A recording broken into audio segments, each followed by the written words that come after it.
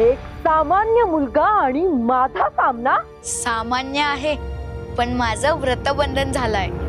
ठीक आहे, आता तुला दाखवतेच माझी शक्ती.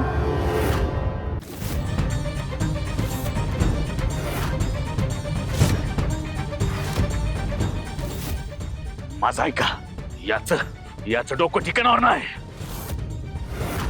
बायको गेल्यापासनं हा येड्यावानी करायला लागलाय. याच काय बी ऐकू नका. खरंय, ह्यो काल रात्रीपासून असं खुळ्यागतच करायला लागलाय. तुम्ही ह्याचं काय बी ऐकू नका. तुम्ही ऐकायचं ते भुजंगाचंच ऐका. हे वारुळ नष्ट होईपर्यंत सकू परत यायची नाही. वय वय अख्या म्हणते ते बरोबर आहे. हे वारुळच नष्ट करायला पाहिजे.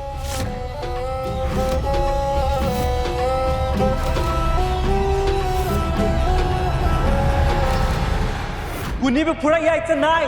जोपर्यंत मी जिद्दा आहे तोपर्यंत या वारुळाला कुणाला हात लावून देणार नाही.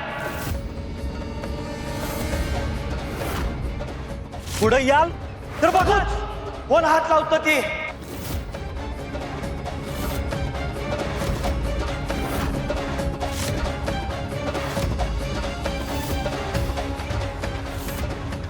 घाबरू नकोस बाळू, मी आहे तुझ्या सोबतीला. ही तुळजा कधीच आपल्या लेकरांचा हात सोडत नाही.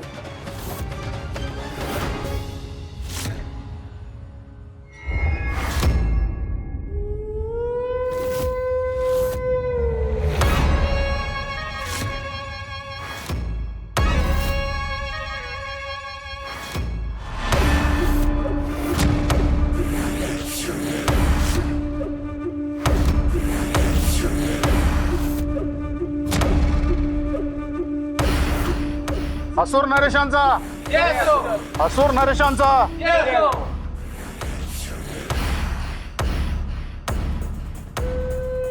याला म्हणतात दान धर्मातून पुण्य संचय. सुवर्ण मुद्रा, सुवर्णालंकार, वस्त्रालंकार, धनधान्य या दरिद्री जनांनी कधी जन्मात पाहिलं नसेल ते मी त्यांना देतो आहे. त्यांचा उद्धार करतो आहे मी. असुर नरेश, आपण त्रैलोक्याचे स्वामी आहात. आपल्यासाठी दान देणे हे कठीण नाही. मूर्खा, प्रश्न कठीण किंवा सुलभ असण्याचा नाही. प्रश्न आहे दातृत्वाचा.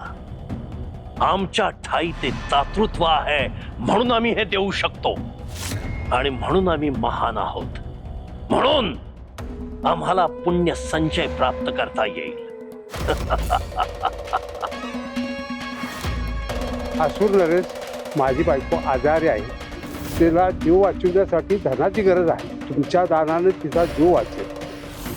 हे म्हाताऱ्या, असुर नरेशांच्या चरणी नतमस्तक हो.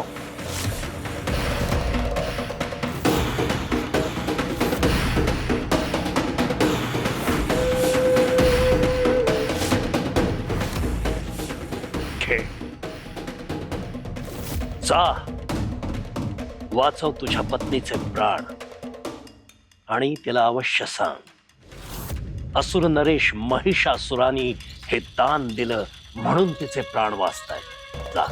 असुर नरेशांचा विजय असो. असुर नरेशांचा विजय असो.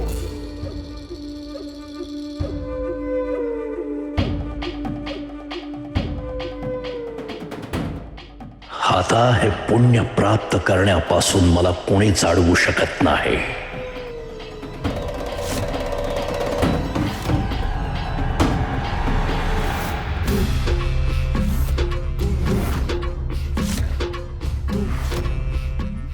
समद्या गावासमोर याच्यावर हात उचलला तर उलट माझ्याच अंगावर येईल. त्यापेक्षा गावालाच याच्या विरोधात उभं करायला हवं. आता तुम्हीच सांगा गावकऱ्यांनो, गावाच्या भल्यासाठी हे वारुळ नष्ट करणं गरजेचं आहे. पर ह्यो बाळू मध्येच आडवा येतोय. पण बाळू म्हणतोय सखोया वारुळाची पूजा करायची. करू दे की, मला काय फरक पडत नाही. माझ्यावर पाता देवीची कृपा आहे. पण जर उद्या जर तुमच्याच घरातली बायका पोरं अशीच नाहीशी झाली तेव्हा कोणाकडे जाणार?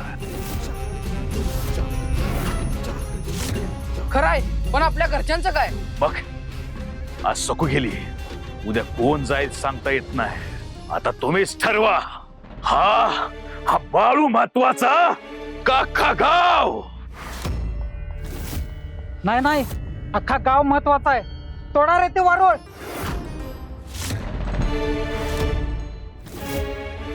होय, बाळूचं काय बी ऐकू नका. अरे तुम्ही बघत काय बसलाय? बाजूला करा याला. ए थांबा, कुणी पुढे यायचं नाही. या वारुळा हात लावला तर बघा. ए जावा.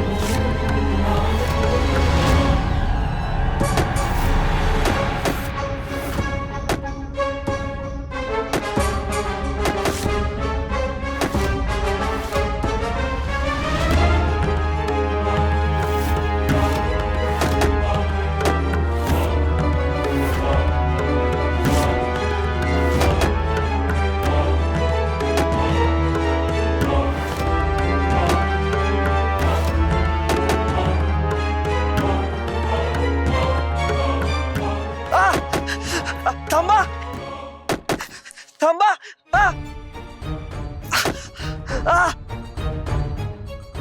आई तुळजाई, म्या माझ्या परीने प्रयत्न केलं ग, पण मी हारलो. तुझा शब्द म्या खरं ठरवू शकलो नाही. म्या हारलो.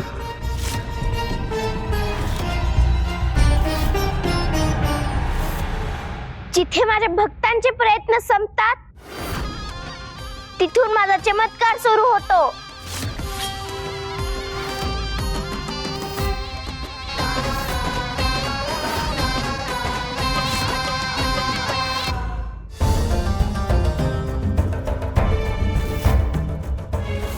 आता कोणीच आडवं येणार नाही.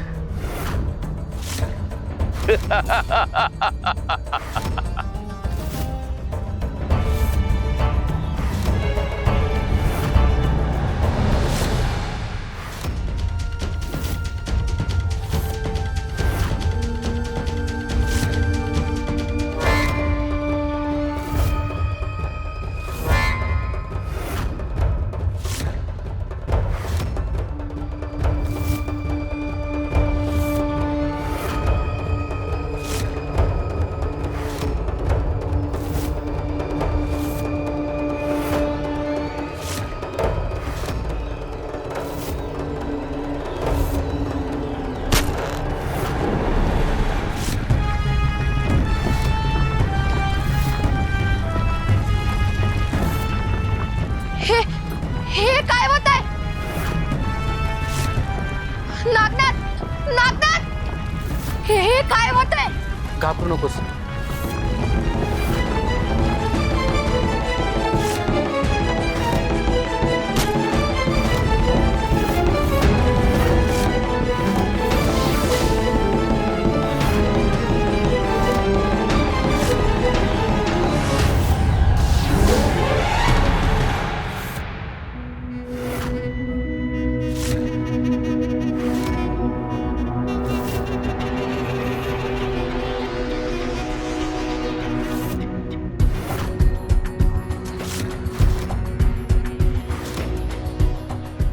तुळजा महालात नाही म्हणजे माझ्यासाठी आता सगळी दारं उघडी आहेत.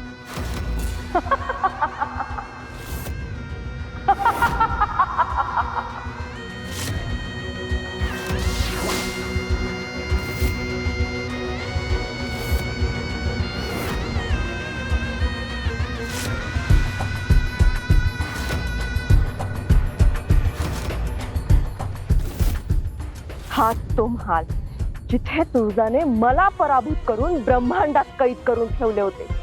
परंतु आता परिस्थिती बदलली आहे. आज मी तिच्या समोरून ती दिव्य चातुर्मासाची पोथी घेऊन जाईल आणि इथूनच माझ्या सुराची सुरुवात होईल.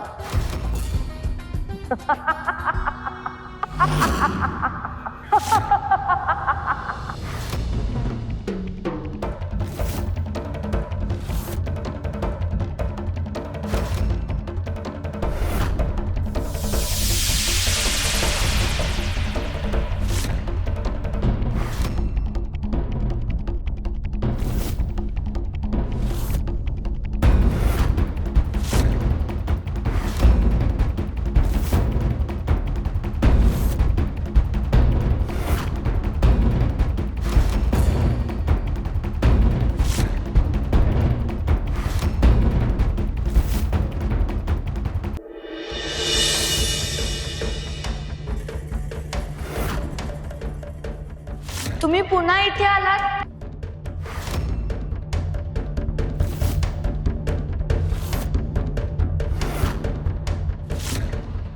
तुम्ही किती वेळा मला अशा अचानक भेटायला येणार आहात? हा कोण आहे? हा तर एक सामान्य बालक दिसतो, परंतु हा माझ्याशी असा का बोलतो आहे?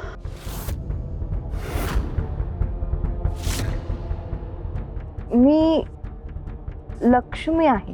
वा, या माहितीबद्दल धन्यवाद. पण तुम्ही सतत इथे येत आहात, त्यामुळे कुणाच्या नजरेस पडलात तर खूप अडचण होईल. विष्णू तर योग निद्रेत आहेत, मग लक्ष्मी वारंवार या वाड्यात का येत आहे? काय झालं? असं का पाहतात? काही नाही. मागच्या 2 वेळेस तारा तुम्हाला पाहता पाहता राहिली. थोडक्यात वाचलो आपण. मला तुमची ओढ लक्षात येत आहे, पण असं वारंवार मला भेटायला येऊ नका. ठीक आहे, पुन्हा नाही येणार आम्ही. आणि तसही तू कोण एवढा विशेष आहेस की साक्षात लक्ष्मीनी तुला भेटायला यावं? अगदी बरोबर. हेच लक्षात ठेवा. उगाच तुम्ही मला भेटायला आलात तर सगळं गुपित उघडं होईल. हरी, तुम्ही निघा आता.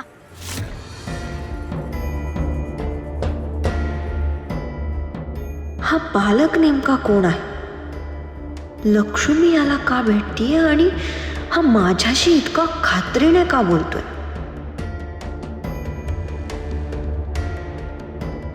नाही, आता ह्या सगळ्या प्रश्नांची उत्तरं शोधायला वेळ नाही.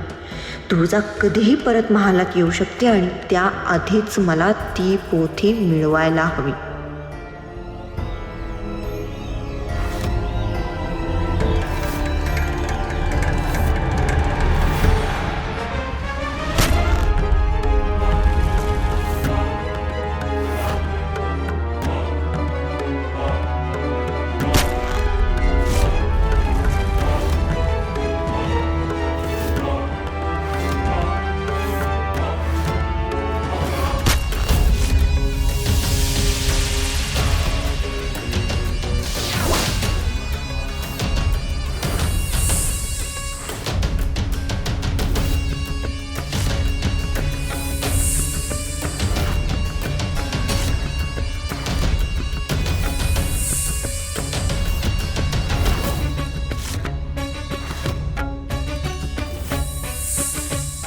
अरे देवा, एवढा मोठा नाग!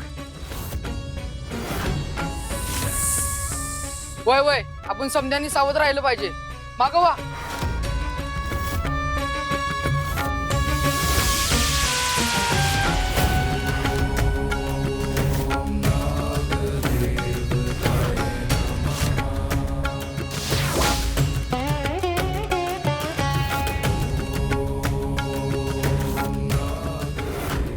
यांच्या भोवती मायावी कवच आहे. ते कसे भेटू? काय झालं नागराज, तुझा समजा जोर इथपर्यंतच का? यांच्या मोर तुझी एक बी शक्ती चालणार नाही.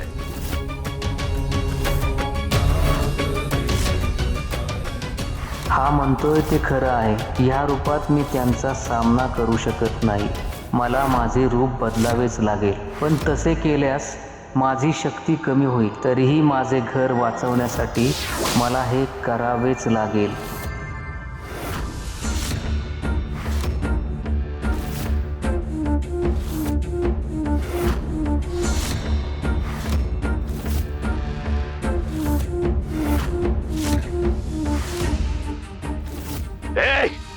आता बघता काय, मारा याला.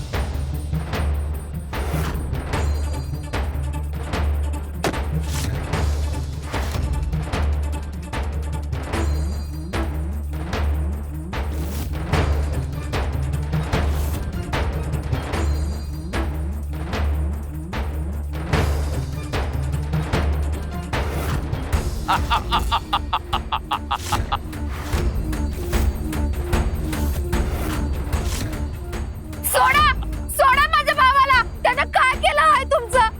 तो माझा भाऊ आहे.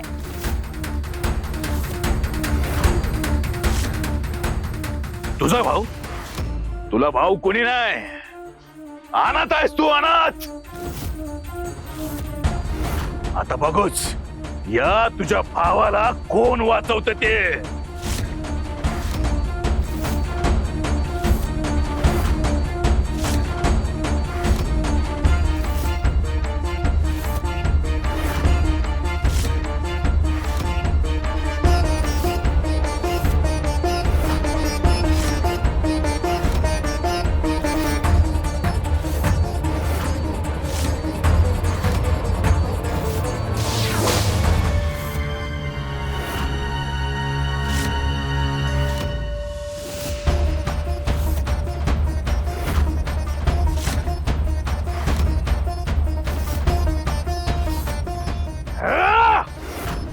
सकू,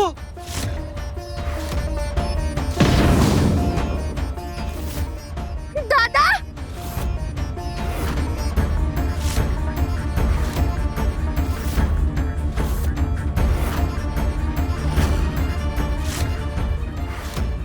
अरे दादा, तू हे काय केलंस? माझ्या पायी तू एवढा सावतावर का घेतलास? माझी बहीण आहेस. तुझे रक्षण करणं माझं कर्तव्य आहे. पण तुला एवढं लागलं आहे आणि आता काय करायचं सांग बरं. तुमच्यावर संकट आलेलं असताना मी स्वतःचा विचार कसा करू?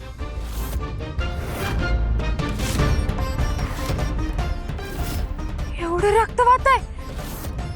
अगं बाई, आता काय करायचं?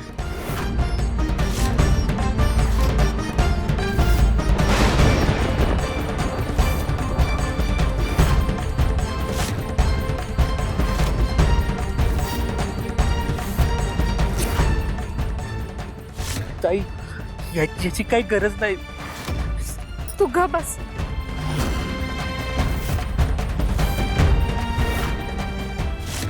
माझ्या पायी माझ्या वरचा भार सावतावर घेतलास. हा ना, मी बहीण म्हणून एवढे बी करू शकत नाही बाय.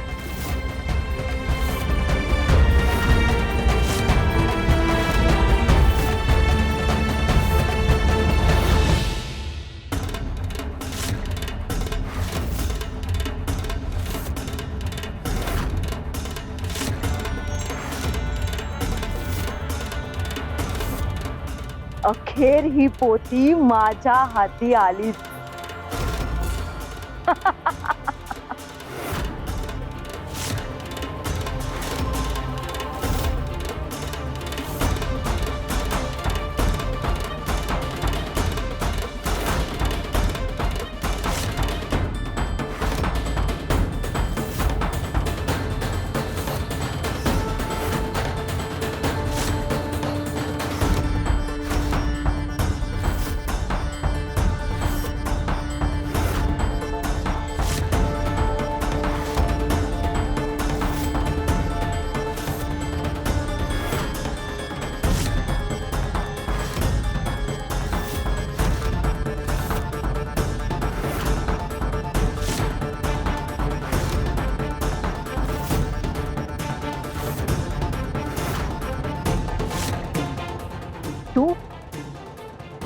तू इथे काय करतोय? जा इथून. तेच तर मी तुम्हाला सांगत होतो, तुम्ही इथून जा, पण तुम्ही माझं ऐकलंच नाही. आता तू मला आदेश देणार? मी लक्ष्मी आहे आणि तू केवळ एक सामान्य बालक. सामान्य आहे, पण इतकं मला माहित आहे देवी की या क्षणी या दालनात तुमचं काहीही काम नाही. तुझं हे धाडस तुला चांगलंच होणार आहे. मी तर इथे चांगल्याच गोष्टी भोगायला आलो आहे. उद्धट बालका,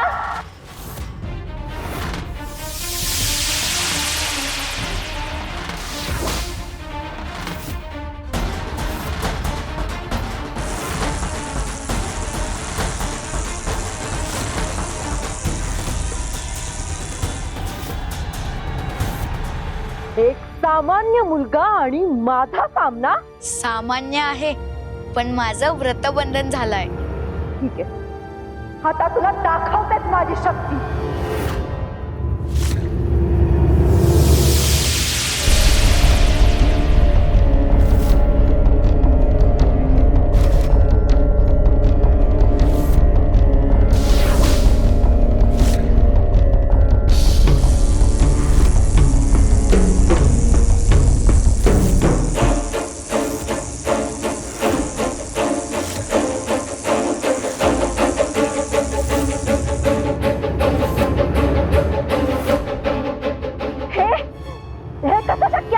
कारण मी केवळ सामान्य बालक नाही, मी एक बटू आहे. ज्ञानाच्या शोधासाठी माझा हा प्रवास सुरू झालाय आणि ज्ञानाचा हा दिव्य स्रोत मी तुमच्यासारख्या कुणालाही घेऊन जाऊ देणार नाही. मी देखील लक्ष्मी आहे, श्री विष्णूंची पत्नी, आणि त्यांनी स्वतःच मला ही पोथी आणण्यासाठी पाठवलं आहे. मग त्यांना सांगा त्यांनी स्वतः यावं आणि ही पोथी घेऊन जावी. काय? हो, कारण ही पोथी तुळजाचे उत्तरदायित्व आहे आणि तिच्या परवानगीशिवाय ती या दालनातून बाहेर जाणार नाही. ही घ्या तुमचीच शक्ती.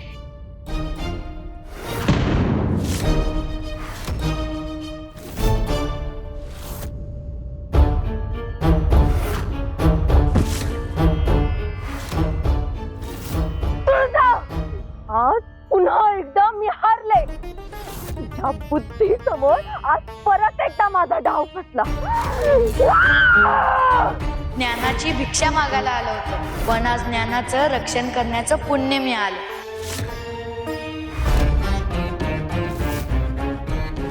अरे बघत काय बसलाय? नष्ट कराय वारोळ. एकदा हा मायावी खेळ संपवून टाका.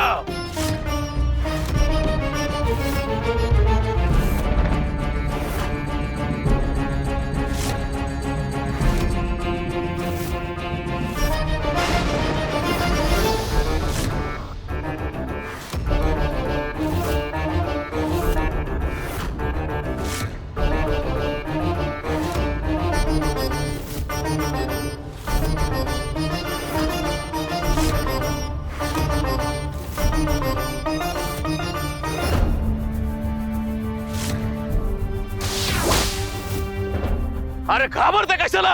या नागाची शक्ती तुमचं काय बी वाकडं करू शकत नाही. मला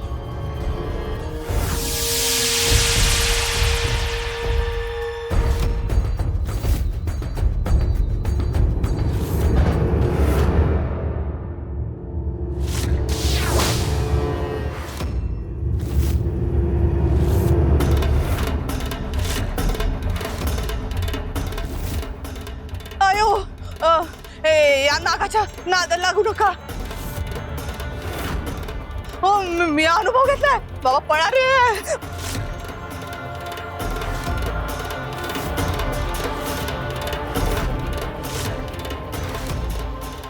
तुळजा, माझ्याशी खेळ खेळू नकास. आता बघ मी काय करतो ते.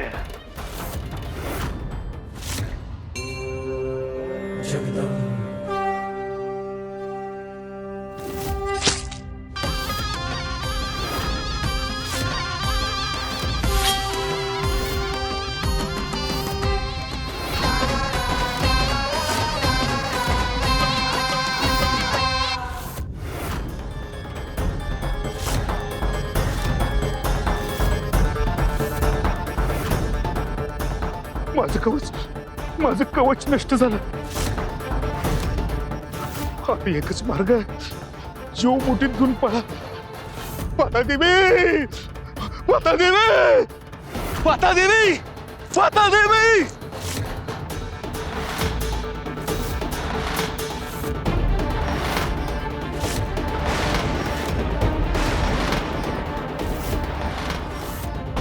तुळजाई आम्हाला क्षमा कर. होय आई, तुझी लीला आम्ही ओळखू शकलो नाही, आम्हाला क्षमा कर. निसर्गात काही व्यर्थ किंवा वाईट नसतं. प्रत्येकाचा या सृष्टीत एक हेतू आहे. हा निसर्ग तुमचा भाऊ आहे, संकटाच्या वेळी तुमची रक्षा करणारा. आणि हाच निसर्ग तुमची बहीणही आहे. तिची रक्षा करणं तुमचं कर्तव्य आहे.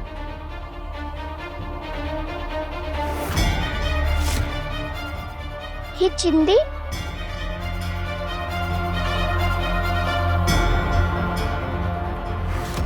मी आज बांधली चिंदी, त्याला लागलं होतं म्हणून.